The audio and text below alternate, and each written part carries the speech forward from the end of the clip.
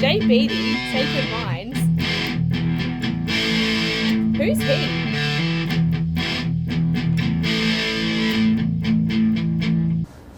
So what is it to be Australian? Well, a number of people have tried to give it a bit of a crack to define it. Let's see how these guys go. Australian is this, and I can define that, and I can say these people are great Australian citizens. You can't define what an Australian is. You can't define what I've literally. I don't know how many times I come out acknowledge and that said, I can't, but you can't acknowledge that you can't. Your definition doesn't work. Okay, let me ask you some questions. You can't tell me if my definition doesn't work. I just defined it. It is defining something. Let's see if you can. I've just defined it. Let's see if you can. Let's see if you can. No. You first. What's an Australian? What's an Australian? I told you I don't. Let's see if we can define what an Australian is. They got pretty heated. It was tough watching them through all of that, but look, I think it's important because it comes back to identity. It comes back to who we are as a people group. I think Sam's right in this sense. If you can't define it, you can't defend it. So I think it's been whatever it is, whether we define however we define what an Australian is. I think it's actually being diluted. It's certainly misunderstood with regard to the definition. So let's just go back to I think what actually helps with all of this. Let's put this up because I think it's really important. Is actually the Australian flag. Let's start with that. So you have the Union Jack there, you have the Southern Cross there, and you have the Commonwealth Star there. So what's the Union Jack?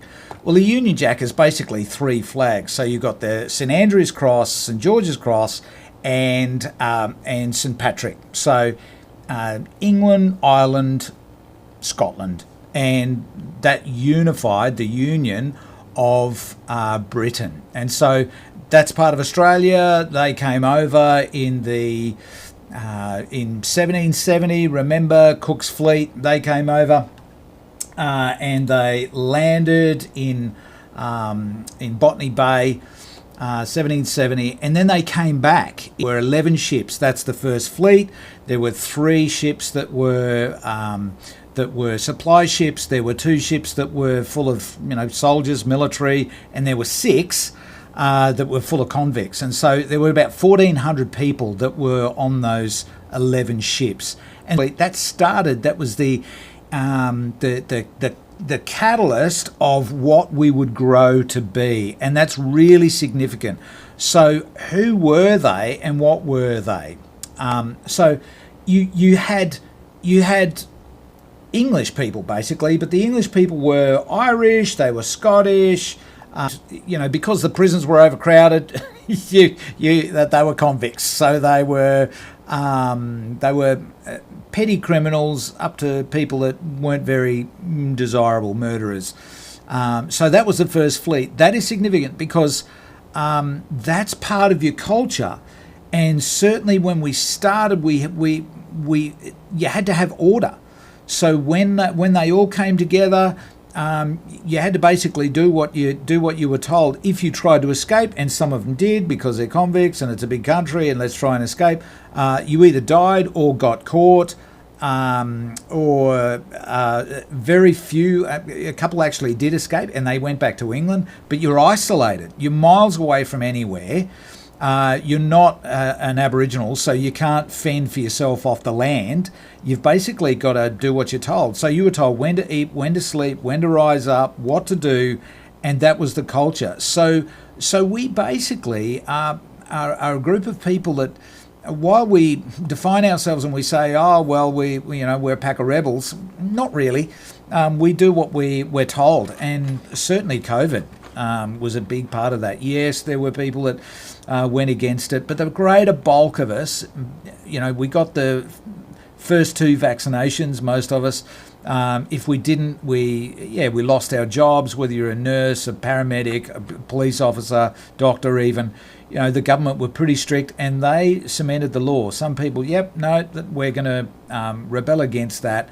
But basically, that's part of our culture. That's part of our background. We do what we're told. this is something that has been good in some ways and not so good in other ways, because while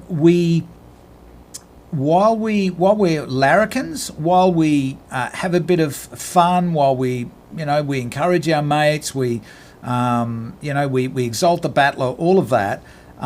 We don't let them get too high. That tall poppy syndrome is a bit of a thing. It's becoming less, I think, with the younger generation, with Gen Z. But basically, that's been our culture. It's not just having a snag, down at Cronulla and flying an Australian flag.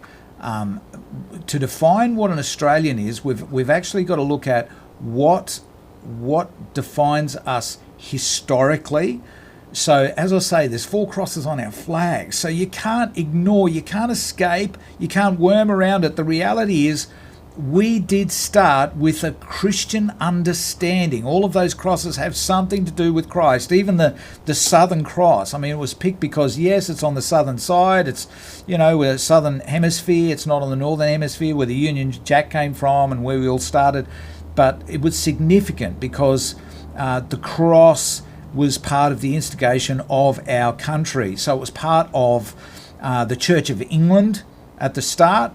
And because it was united fairly much with the church started where it was linked to the Parliament. So and I just wanted to bring up this guy. This bloke, this is Oliver Cromwell, and he basically fought against so this is in the 1600s. This guy's a Puritan, and he fought against the king's forces. And basically Cromwell won. There was a separation of the king's power over Parliament, but it didn't really separate the church. The church was still locked in with these Puritans, and some Puritans didn't like it, so much so that they left, and a group of them jumped on the Mayflower, and they started America.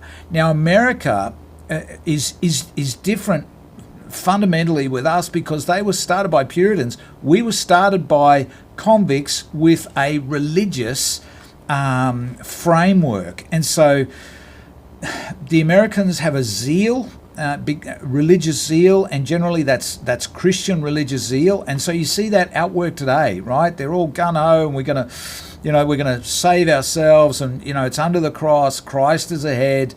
The national identity is locked in a lot with Christianity.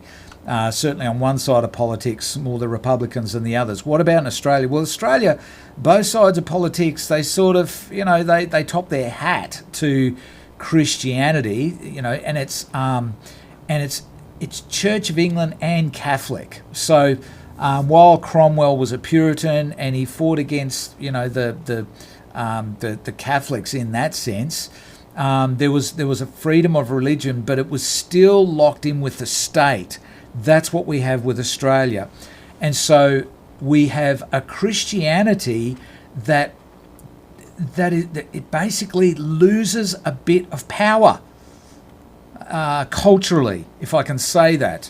And I know that's going to offend some people, but it's just the truth. The parliamentarians, what do they do when they open Parliament? They say the Lord's Prayer. Our Father who art in heaven, hallowed be your name, your kingdom come, your will be done. All of that, they say that, but they're really topping their hat to Christianity, and not many of them believe it. Very, very few. They're secular, even though it's tied in with the Westminster system.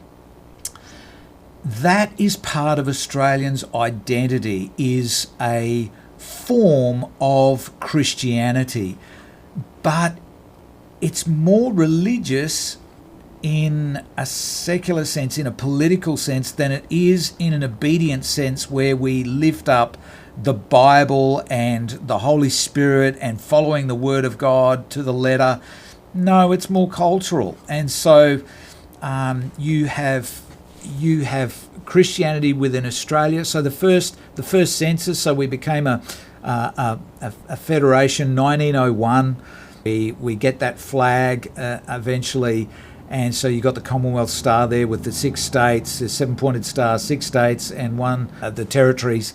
You've got all of that, but you've got you've got a Christianity that is really locked in with the government. And so you have the government sponsors a lot of church programs, and still churches can get a lot of government money. And that's just how it was from the start.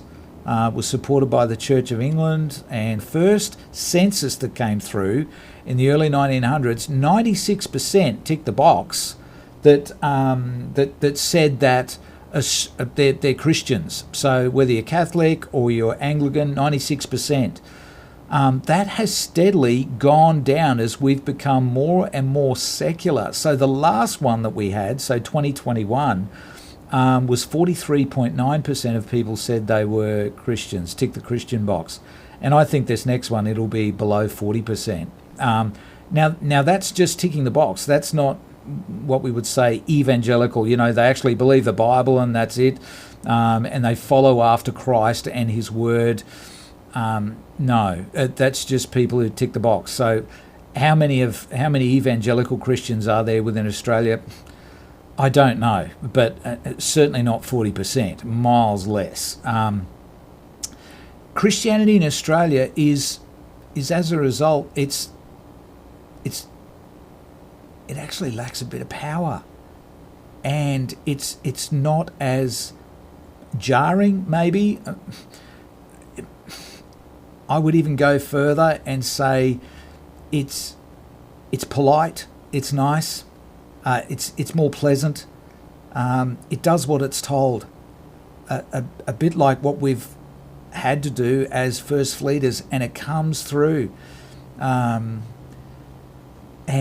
we're fairly blasé as well. The whole "she'll be right," "it's okay," doesn't matter. That mentality is very much part of it as well. And even, you mix that in with the Aboriginal culture as well, and they're fairly laid back as well. So you've got two cultures that have come together that are fairly casual, and so we have an apathetic, even now mainly atheistic culture in Australia. But it has a Christian East type base. So you can't devoid Australia from Christianity, but it's not a powerful Christianity. It's not a Christianity with conviction. It's more a Christianity with convenience.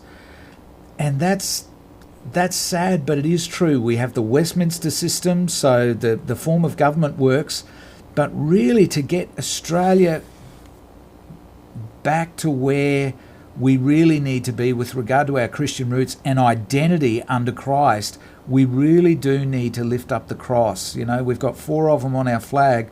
America hasn't got any. We've got 4. We really do need to get back to the gospel and the words of Jesus and the authority. And I think that is where the true power of our identity lays, in the cross of Christ. Anyway, it's just something to think about when you've got guys like this that are, they're struggling to define what it is to be Australian. I think even our government, they're flat out defining what a woman is. So we really do need to get this stuff straight. But let me say that a good place to start is the gospel, the personal work of Jesus, and his work, especially on the cross, to save rebels. And that's what we were. Convicts, we were rebels. But we needed salvation, and we still do today.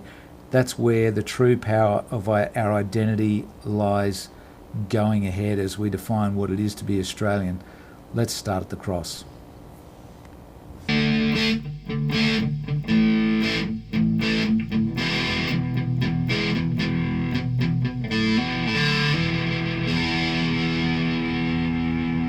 That's something to think about.